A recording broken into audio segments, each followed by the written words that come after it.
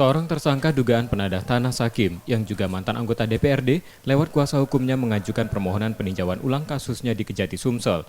Hal itu dilakukan menurut kuasa hukum tersangka karena proses pemberkasan dan barang bukti tersangka yang diberikan pihak penyidik Kejaksa Penuntut Umum Kejari Palembang janggal. Tersangka mengaku memiliki bukti otentik seperti surat jual beli tanah yang sah karena membeli tanah yang menjadi objek perkara melalui seorang notaris dan belum pernah digugat secara perdata.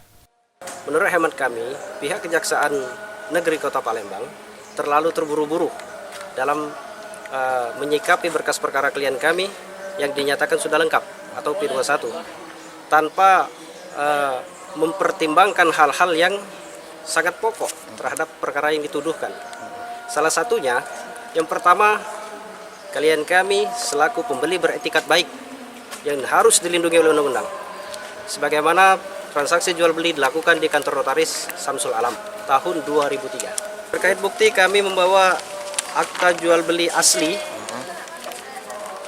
yang sampai saat ini belum pernah dibatalkan atau dinyatakan tidak sah oleh putusan perdata. Kejaksaan itu lebih transparan dalam mengungkap kasus ini kan, jangan diduga ada sejenis pesanan yang gimana gitu ya, yang buat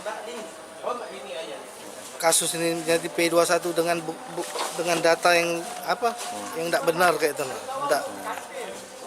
tidak pas lah menurut kita. Ya harapannya bukan digelar ulang kembali, harus ditutup ini karena tidak benar ini. Kita ada jual beli, diakui oleh negara, dijamin oleh undang-undang. Pengajuan permohonan peninjauan ulang tersebut diharapkan tersangka agar kasusnya dihentikan. Yudi Kiswanto, Kompas TV, Palembang, Sumatera Selatan.